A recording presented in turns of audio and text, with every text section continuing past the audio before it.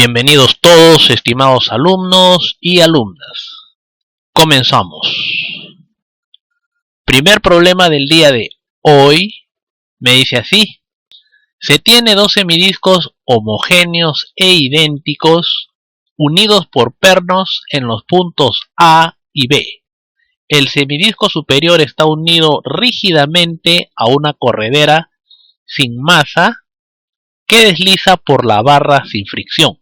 Si al conjunto se le libera desde el reposo y cuando se ha desplazado 0.3 metros por la barra se rompe el perno B, a partir de ese instante la corredera continúa desplazándose por la barra y cuando ha avanzado en ella 0.3 metros adicionales a partir de que se rompió el perno, el borde plano del semidisco inferior se encuentra orientado verticalmente. Si se sabe que en ese instante la velocidad de la corredera es 2.8 metros por segundo y que la velocidad angular del semidisco inferior es menor que 7 rads por segundo, se pide para ese instante hallar la aceleración de la corredera, la aceleración angular del semidisco inferior y las reacciones en el perno A. Considerar la masa de cada semidisco, igual a 5 kilogramos, su radio 0.6 metros, teta el ángulo fijo 30 grados y esta pequeña distancia B de 0.2 metros. Bien, problema original. Y la principal dificultad aquí es el enunciado largo que muchas veces nos lleva a confusiones, ¿cierto? Por ello, al plantear la solución, vamos a hacer un desmenuce a fin de que te quede clara lo más posible la circunstancia que se te está presentando aquí. Veamos pues, y hay aquí 3 tiempos. Observa bien, cuando hemos partido desde el reposo, ¿correcto? Sobre la barra colocamos un eje de referencia, partimos desde la posición 0. ¿Listo? Velocidad inicial 0 también obviamente, ¿no? Luego avanzamos 30 centímetros, 0.3 metros es lo mismo. Y justo en este preciso instante está a punto de romperse el perno B, ¿correcto? Es decir, por 0.3 metros nos hemos movido aquí estos dos semidiscos como si fueran un todo. A partir de aquí que se ha roto el perno, obviamente el semidisco inferior empieza a descender y estaríamos ahora en esta situación. 0.3 metros más y el borde plano del semidisco inferior está orientado verticalmente, es decir, se encuentra en la posición que estás viendo. Para este instante, precisamente, lo que me están preguntando es que hay la aceleración de la corredera, la aceleración angular del semidisco inferior, es decir, del celestito, y las reacciones correspondientes en el perno A para este momentito. ¿Estamos de acuerdo? Bien, entonces con esto ya aclarado, podemos pasar al análisis de cada situación. Empecemos con los dos primeros momentos que corresponden a la traslación. Movimiento de traslación pura, ¿cierto? Y estos dos cuerpos rígidos, en este momentito podemos verlos como un todo. Según lo que sabemos de nuestra teoría, todos los puntos se moverían con la misma velocidad y la misma aceleración, un movimiento rectilíneo, ¿correcto? Un movimiento rectilíneo a lo largo de esta guía o de este camino S. ¿Comprendido? Hemos partido entonces desde el reposo y ahora nos encontramos a punto de que se rompa el perno B. ¿Listo? Fuerzas que actúan sobre el conjunto. Ese ángulo θ es conocido, 30 grados. Colocamos un sistema de referencia coordenado que puede ser necesario en este momento, aunque solamente vamos a usar el camino S. ¿Listo? Sería el eje X. Fuerzas que actúan sobre el conjunto. El peso como un todo, ¿no? Y la reacción normal sobre la guía S. ¿Estamos de acuerdo? Desde 0 hasta 0.3 metros, un movimiento de traslación, movimiento rectilíneo. ¿Listo? La normal y el peso estarían también formando, según lo que sabemos de geometría, aquí también un ángulo de 30 grados. ¿Correcto? Ángulo fijo. M más mg, bueno, con los datos numéricos tendríamos lo siguiente. Y vamos a nuestra segunda ley de Newton a lo largo del camino S.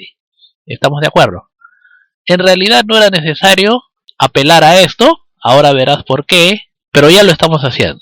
Dado que n es perpendicular, ¿cierto? Estaría sobre el eje Y, solamente el peso, la proyección seno del peso, estaría a lo largo, o sería una fuerza que actúa a lo largo del camino S. Observas, de aquí se nos cancela m más m, y esto es lo que te decía. Si tú observas bien, esto es la aceleración en el movimiento rectilíneo, ¿correcto? No necesitaba aquí aplicar la segunda ley de Newton, únicamente esta definición, ¿no?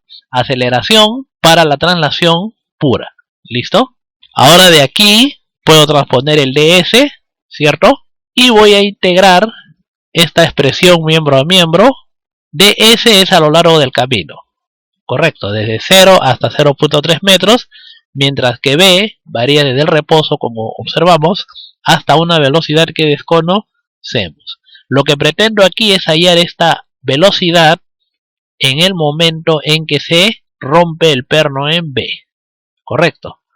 Efectuando esto con nuestra calculadora, 1.7 y pico metros por segundo. ¿Listo? Esta es entonces la velocidad en el instante en que se nos rompe nuestro perno en B. Seguimos avanzando así y llegamos al momento clave cuando el semidisco inferior llega a la posición solicitada en el problema. ¿De acuerdo? ¿Ves? Velocidad inicial 0, velocidad 1, 1.7 y pico, mientras que la velocidad final, que es dato del problema, 2.8 metros por segundo. A partir de este instante comienza entonces la disgregación. El semidisco A o el semidisco superior, que está vinculado a la corredera, se mueve con traslación uniforme, mientras que el semidisco inferior combina traslación con rotación, ¿no? Veamos aquí a nuestra derecha los diagramas de cuerpo libre de cada una de estas semiesferas o semidiscos en realidad. Observas, aquí los estoy separando, el semidisco superior, que se mueve con traslación, y el semidisco inferior, el que ha rotado. Sistema coordenado, fuerzas que actúan aquí, el peso para cada uno de ellos. Estoy empezando por el de arriba. Reacción normal sobre la guía, ¿no? Perpendicular a ella, acuérdate. Y estas serían las reacciones correspondientes en el perno ubicado en el punto A. ¿Estamos de acuerdo? Lo mismo tendríamos para el semidisco inferior. El semidisco de arriba entonces se mueve con aceleración constante de traslación, ¿cierto? Es el movimiento que efectúa. Con este ángulo, el mismo que nos dan de dato, 30 grados. A3 viene a ser entonces la aceleración de cualquier punto del semidisco inferior o de la corredera. ¿Estamos de acuerdo? Porque el movimiento que ejecuta es de traslación pura. El semidisco inferior también tiene su peso. Por acción y reacción, las reacciones correspondientes en el perno A se representarían así.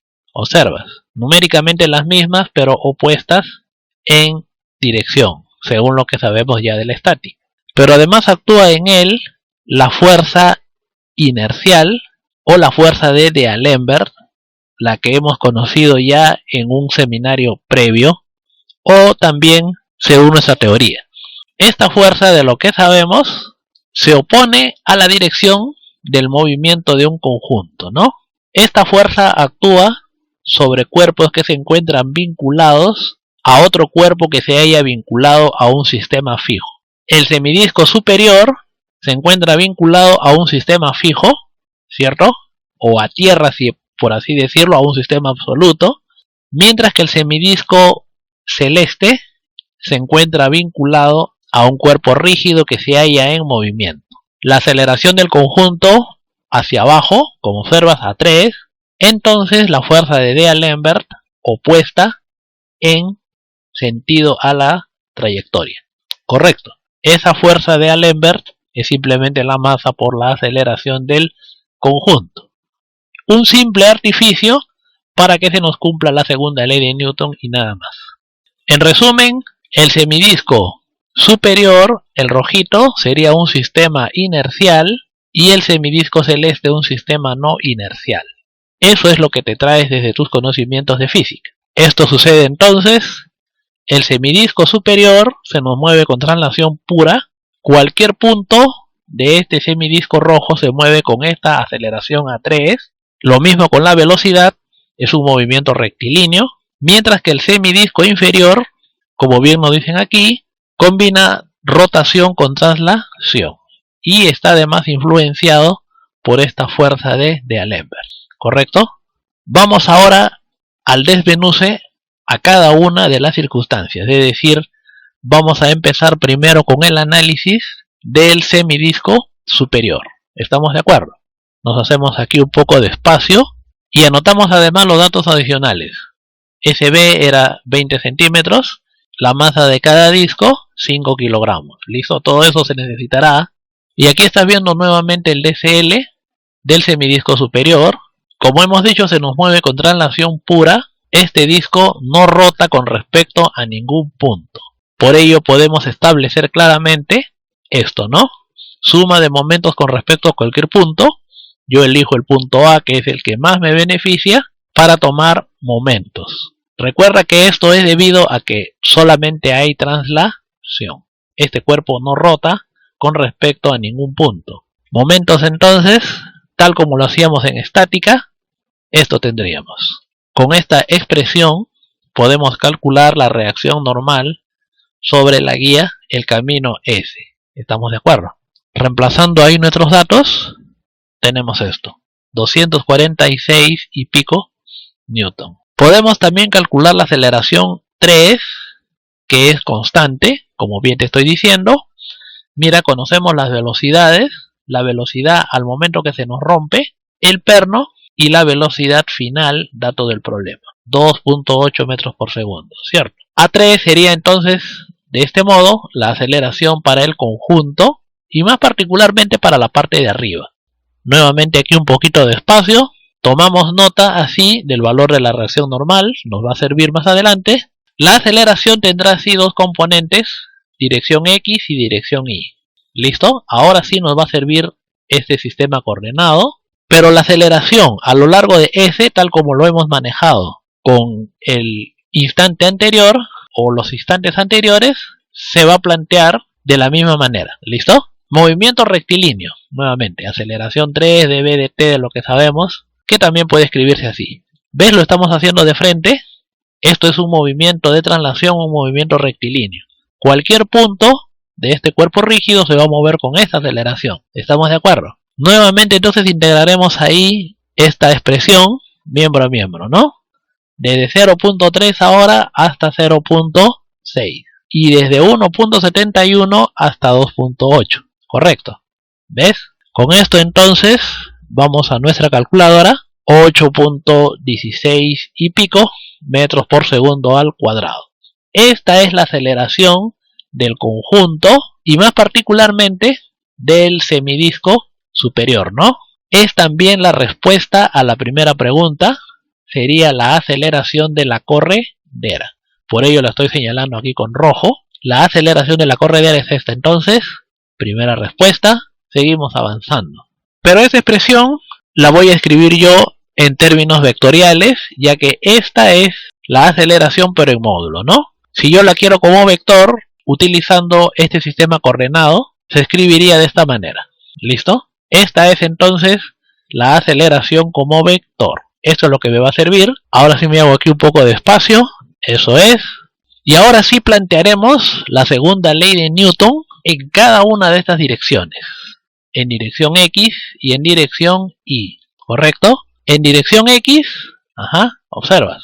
Trabajamos con la componente X de la aceleración, obviamente. Sumo mis fuerzas, despejo a X, que es lo que me interesa, y reemplazando mis datos, obtengo el valor de AX, dado que ya conozco A3. Y también conocía N.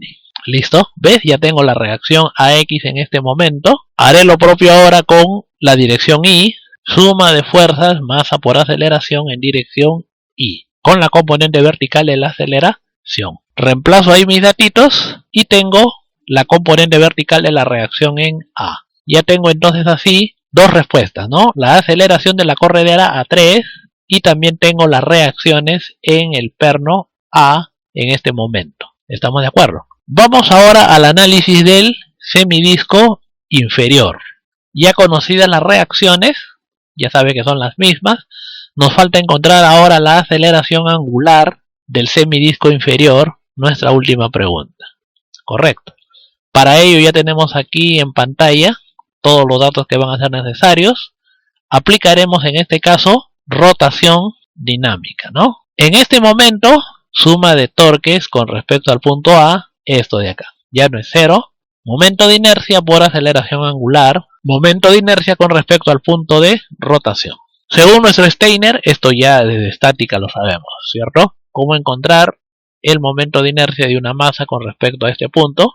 2.25 kilogramos metro cuadrado. A3 también es conocido. Fi era la fuerza de D'Alembert, como recordarás. Y tomamos momentos con respecto al punto A. Reemplazando además nuestro dato de momento de inercia, esto tendríamos, ¿no? El peso ubicado en el centroide y la fuerza inercial que también actúa sobre ese punto. Solo nos queda aquí, de esta manera, reemplazar nuestros datos y listo. Problema respondido. Aceleración 6.18 rad por segundo al cuadrado. Bien, espero que hayas comprendido en toda su dimensión. Un problema complicado, ¿cierto? Pero haciendo el desmenuce correspondiente, podemos nosotros hacer claras las ideas y llegar a una solución coherente. Pasemos ahora a un nuevo problema. Me dicen así: la barra delgada uniforme de 8 kilos estaba en reposo sobre el plano horizontal antes de aplicar la fuerza de 16 newton. Existe fricción entre la barra y el plano horizontal. Este coeficiente de fricción cinético es de 0.1. Para este instante inmediatamente posterior a la aplicación de la fuerza F, determine lo siguiente. Primero, la aceleración del extremo A y luego la coordenada X del punto sobre la barra que tiene una aceleración 0. ¿Observas? Este problema, además de ser de evaluación, es una pequeña variante de un problema propuesto en el texto de Pittel, pero si has sido observador en ese problema, no nos daban rozamiento. Esta superficie, esta mesita era lisa. Es un problema clásico en realidad. Pasemos a la solución respectiva.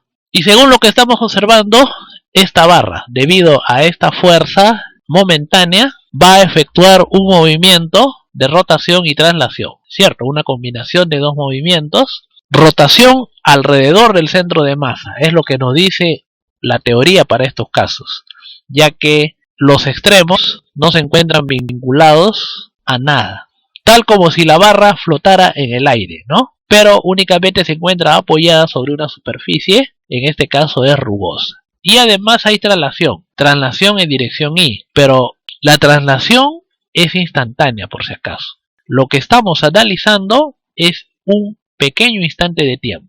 Eso es lo que debes tener en claro en estos problemas de dinámica. Generalmente se le ha tomado una foto a la situación y de esta situación me están pidiendo encontrar algún dato incógnita. ¿Estamos de acuerdo? En este caso, dos cosas me están pidiendo. Ahí las vamos a ver. Colocamos nuestro eje vertical, es el que nos está faltando. 8 kilogramos tiene esta barra, pero lo representamos como una carga distribuida. ¿Estamos de acuerdo? Esto ya lo sabemos desde estática. ¿Cómo repartimos esos 8 kilogramos a lo largo de la longitud de la barra, esos 1.2 metros? 65.4 newton metro. Y de lo que sabemos de estática, si este es el peso en forma distribuida, también habrá una reacción normal en forma distribuida, ¿cierto? Sumando fuerzas verticales, esa N también sería 65.4 newton metro, ¿de acuerdo? Ahora sí vamos al plano. Estas fuerzas no influirán en el movimiento, sino será la fricción. Pero la fricción sí depende de la reacción normal, como sabemos, ¿correcto? Aquí tenemos de esta manera una vista de planta. XY. Correcto, aquí ves la fuerza de 16 Newton. Para esta fotografía, el punto A tendría esta aceleración hacia arriba, según la vista con la que estamos trabajando. El punto B hacia abajo. Observas. Cada punto de esta barra tendrá de esta forma diferente aceleración según puedes concluir. Algo así, aproximadamente. La aceleración va disminuyendo conforme avanzamos en el eje X y hay un punto en este mismo eje X, donde esa aceleración es 0 y luego se vuelve negativa. ¿Te das cuenta? Este es el punto que me piden encontrar, coordenada X del punto de aceleración 0. ¿Estamos de acuerdo? La fricción actuaría de este modo, así. Observas. La fricción, de lo que sabemos, opuesta siempre al movimiento. Donde la aceleración es positiva, la fricción apunta hacia abajo. Y donde la aceleración es en sentido opuesto, también lo es la fricción. Correcto. En C se encuentra el punto de cambio. Esta fricción también es conocida para nosotros. Sería mu por la normal, que es también una carga distribuida. ¿Listo? 6.54 Newton metro. Ese es el valor de nuestra fuerza de fricción. Y ahora esto lo estamos viendo nuevamente de planta, según la información que hemos indicado en un comienzo. Observas que el centroide de esta barra rota y avanza al mismo tiempo, ¿cierto? El punto de giro no es el punto C por si acaso, es el centroide. Y el centroide tiene además aceleración translacional. El punto de giro no puede tener aceleración translacional 0, porque significaría que esta barra únicamente está rotando con respecto a un punto. Y eso no es cierto. ¿Te das cuenta? Por eso esta condición. Vamos colocando aquí los datos geométricos faltantes. Yo necesito, por ejemplo, la longitud de cada uno de los tramos de fuerza de fricción distribuida. ¿Correcto? Yo sé que la barra tiene 1.2 metros. AG es 0.6. X es la distancia del centroide al punto C. ¿Observas? Y obviamente 0.6 menos X será la distancia desde C hasta B. Bien, entonces mira, ahora ya conozco en términos de X y la longitud de la barra, las longitudes de cada uno de los tramos de fuerza de fricción distribuida. Las resultantes correspondientes serán así, ¿cierto? 6.54 por este lado y 6.54 por este otro. Son así nuestras fuerzas que actúan sobre la barra AB. ¿Listo? Empezamos con el movimiento de traslación. Suma de fuerzas en I, masa por aceleración I. Esto tendríamos, ¿no? La masa de nuestra barra era 8 kilogramos. No conocemos a G ni X. Esto es una ecuación con dos incógnitas, pero la reducimos a esta expresión más corta y a ella le denominamos 1. Ahora vamos con la rotación, suma de torques con respecto al punto G. Tomamos momentos y también momento de inercia de una barra con respecto a su centroide, ¿cierto? Tomamos momentos con respecto al punto G y es fácil para nosotros estimar el momento de inercia de una barra que gira con respecto a su centroide. Listo. Solamente me faltan los brazos de palanca de cada una de estas fuerzas con respecto al punto G. Les denomino R y S respectivamente. Eso lo puedes deducir de tu geometría, ¿cierto? R es esto de acá, 0.6 menos X entre 2, mientras que S, 0.6 más X sobre 2. Listo. Ahora voy a tomar momentos con respecto al punto G. Y tengo ahora una ecuación en términos de X y de alfa. Sería así mi segunda ecuación. Tengo todo lo que puede suministrarme aquí la cinética, dos ecuaciones, pero tengo tres incógnitas. Me falta una más que me la va a suministrar la cinemática. Me hago entonces así un poco de espacio. Y según dato del problema, la aceleración del punto C debe ser nula. Cierto, es condición del problema. Recorremos aquí nuestra cinemática del movimiento relativo. La aceleración de C respecto del punto G, del centroide. Así se escribiría, ¿no? Yo necesito la aceleración del punto C, la aceleración de C respecto de G, de lo que sabemos, alfa por X, vectorialmente es negativa, contra la mano derecha, por esto es negativa. Usando tus vectores también puedes llegar a esto. Pero AC es 0, ¿cierto? Entonces me queda esto. AG es alfa por X. Y listo. Ya tengo aquí mi tercera ecuación. 3 ecuaciones con 3 incógnitas. Solo me queda aquí ir a mi poderosa calculadora, ¿cierto? De esas 3 ecuaciones tendría esto, X, alfa y AG. Bueno, he sacado directamente los datos de la calculadora, copiados y pegados, por eso es que lo ves aquí con números grandes. Voy a responder cada una de las preguntas, así. La aceleración del punto A, nuevamente utilizando aquí cinemática relativa. El punto A respecto del punto G. Yo necesito la aceleración del punto A, así. A respecto de G, alfa por 0.6, en este caso es positivo. Ya conocemos a G y alfa. Únicamente aquí reemplazar nuestros datitos. Esto tenemos. La aceleración del punto A, 6.3 y pico metros por segundo al cuadrado. Listo. Coordenada X del punto C. No es esta distancia X. Falta sumarle 0.6 metros porque trabajamos respecto al sistema coordenado que nos dan en el problema. ¿Cierto? XC será entonces 0.6 más X. Simplemente 0.8109 metros. Listo. Tenemos ya así 2 problemas respondidos. Espero que hayas comprendido. Te sea de mucha, pero mucha utilidad esta explicación. Pasemos a nuestro siguiente problema. Y ahora algo más clásico todavía. Me dicen así. El carrete A pesa 500 Newton y tiene un radio de giro respecto al eje de simetría que pasa por el centro de masa de G de 120 milímetros. El carrete está unido por medio de un hilo al bloque B que pesa 125 Newton y descansa sobre un plano inclinado.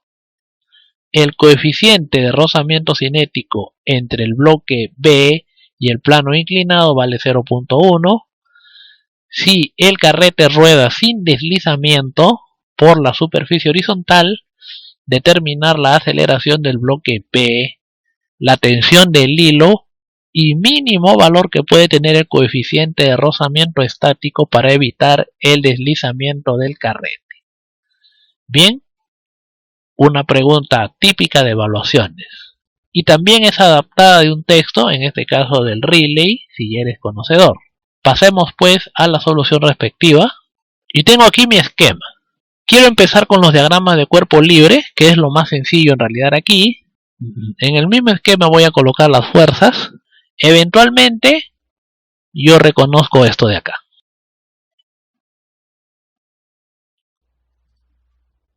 Coloco así un sistema de referencia inercial y empiezo por las fuerzas sobre el bloque B, que sería tratado como partícula. Ese ángulo es dato del problema, ¿cierto? 3, 4, 37 grados aproximadamente que era. El coeficiente de fricción cinético de 0.1, 125 newton de peso. Reacción normal y el mismo ángulo que tenemos según lo que sabemos ya de nuestro conocimiento básico.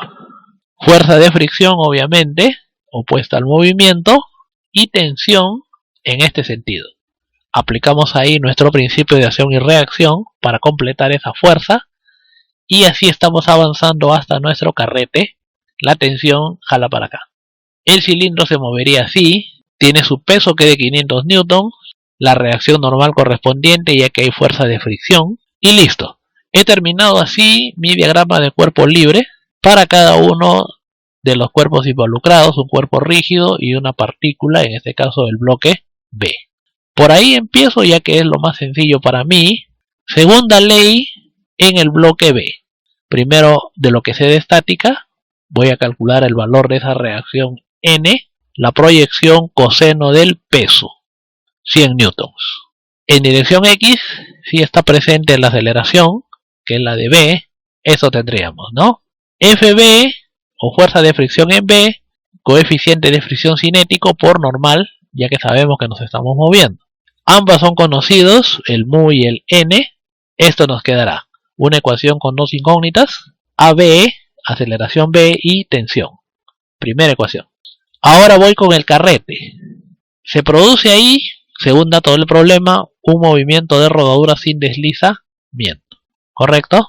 Según sé, y ya desde seminarios anteriores, nos traemos la idea de que la rodadura no es con respecto al centroide, sino con respecto al punto de apoyo. ¿Cierto? La rodadura se produce con respecto al punto A. Rodadura sin deslizamiento con respecto al punto A.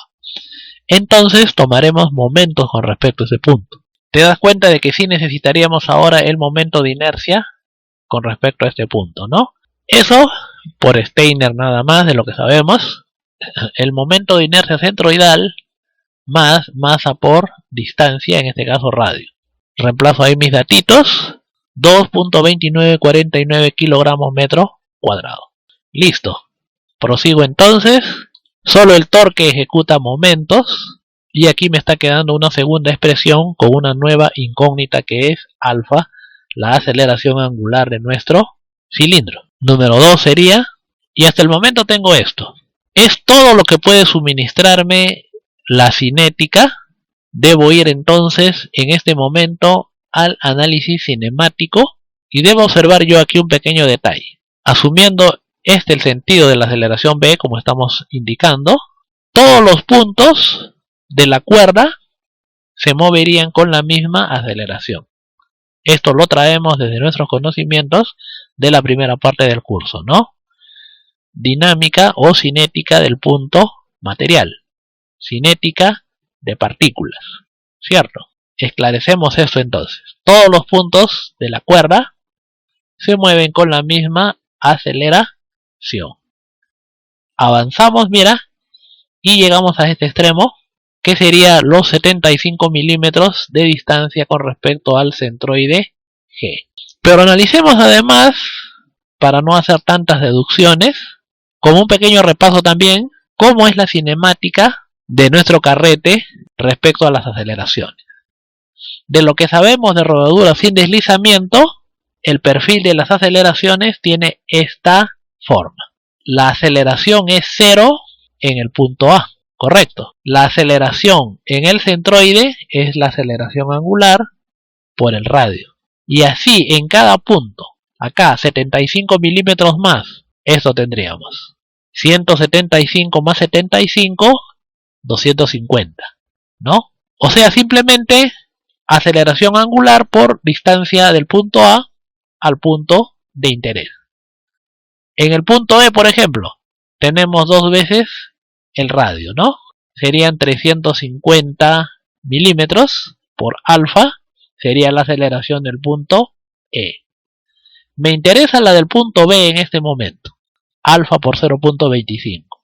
Esto es lo que yo deseo, mi estimado, mi estimada. Ahora, en la ecuación 1, puedo poner yo, utilizando esta expresión, la AB en términos de alfa, así. ¿Observas?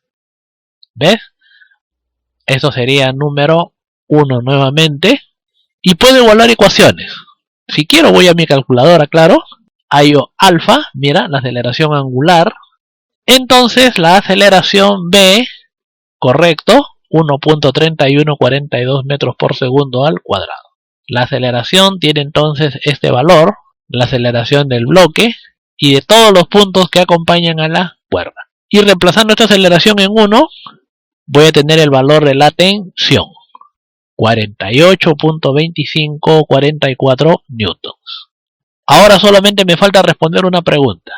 Un coeficiente de fricción estático, ¿no? Solamente voy a analizar de esta forma el carrete, porque lo que me piden es el mínimo valor que puede tener el coeficiente de rozamiento estático para evitar el deslizamiento del carrete o del cilindro. ¿Listo? El coeficiente de rozamiento para este carrete o cilindro, volvemos así, trasladamos entonces nuestro sistema coordenado, ahora sí, en forma horizontal y vertical. Fuerzas en dirección X, la aceleración del centroide, según sabemos, sería esto de acá. La aceleración del centroide, según hemos consignado, sería esto. esto tendríamos. Sumando fuerzas en dirección horizontal. En este caso la fuerza de fricción es el coeficiente estático por la normal. Este mu S es el que queremos hallar en este momentito. A esto le llamo 3. Y sumo fuerzas verticales, esto ya es más sencillo. NA sería 500, ¿no? T también ya es conocido, T y A, G, dado que conocemos alfa. Únicamente nos queda, de esta forma, reemplazar ahí nuestros datitos y listo. Ese coeficiente mínimo estático es casi 3 milésimas, ¿cierto? Bien, es la tercera respuesta. Con esto estamos concluyendo. Espero que hayas comprendido toda la solución brindada.